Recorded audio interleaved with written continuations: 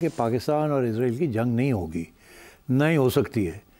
उसकी वजह यह है कि एक वो उधर है और एक इधर है और आपस बराह रास्त इनका कोई ताल्लुक भी नहीं है। याद होता ना कि ये इसराइल इंडिया की जगह पे होता और हमारे ऊपर हमला करता, तो ऐसी कोई चीज़ नहीं है। ना ही ये तवक्को करें कि इसराइल से कोई जहाज़ उड़ के आएंगे और आपके न्यूक्लियर इंस्टॉलेशंस को अटैक करेंगे। ऐसी सूरत हाल नहीं होनी। जब मैं कहता हूँ कि इसराइल टारगेट करेगा पाकिस्तान को, तो मेरा मतलब ये है कि Israel and America and the western powers target आपके न्यूक्लियर प्रोग्राम को करेंगे, आपके मुल्क को नहीं करेंगे।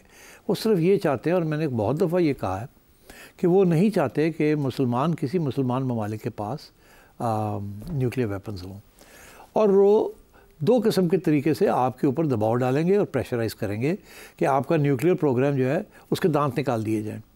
क्योंकि वो आपके अटैक तो कर नहीं सकते, तो दांत ही निकालने हैं आपके, तो वो कैसे दांत निकालने हैं? तो उसके लिए उनका जो फार्मूला है, जो 90 की दिहाई में जैसे सोवियत यूनियन टूटा और सोवियत फोर्सेस जो थी अफ़गानिस्तान से चली गई, तो उससे बाद वो उनका इंटरेस्ट पाकिस्तान में बिल्कुल गिर गया था। और उस वक़्त उन्होंने पाकिस्तान के ऊपर पहली दफ़ा न्यूक्लियर प्रोग्राम के ऊपर दबाव डालना शुरू किया। उनके एक एम्बेसडर थे, बार्थोलोम्यू साहब उनका नाम था। वो 2 दफ़ा पाकिस्तान में आए, 92 में भी और मेरा ख्याल 94 में भी।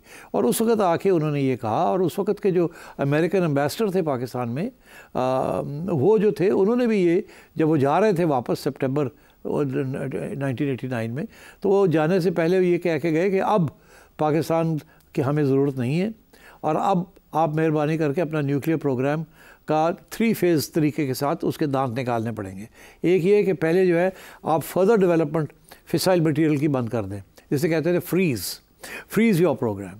जब आपने प्रोडक्शन ऑफ फिसाइल मटेरियल बंद कर दी, इसका मतलब है जितने आपने यूरेनियम बना लिया था उसके आगे आप नहीं बढ़ेंगे।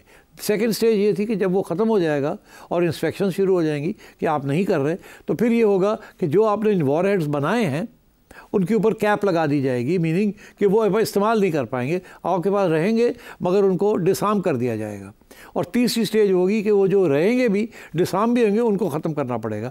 जैसे फॉर एग्जांपल यूक्रेन के अंदर जब सोवियत यूनियन टूटा, तो सबसे बड़े न्यूक्लियर आर्सेनल सोवियत यूनियन का यूक्रेन में था, और वो यूक्रेन में फिर वो सारा जो है उसको पहले उसके साथ भी यही किया कि पहले फ्रीज़ किया, फिर कैप किया, फिर रोल बैक किया। उन्होंने पाकिस्तान के लिए भी यही एक तरीका इख्तियार किया है। तो मेरा ख्याल है वो जो आपने ख़ुद ही बता दिया कि उनके पास कितने लेवरेजेस हैं कि वो आपके ऊपर प्रेशर डाल सकते हैं। एक लेवरेज आप भूल गए, आपने IMF, वर्ल्ड बैंक, ये डेट्स जो हैं, ये सारे कुछ किया, आप भूल गए कि वो एक और भी तरीका है जिसके ज़रिए आपके ऊपर वो प्रेशर डालेंगे।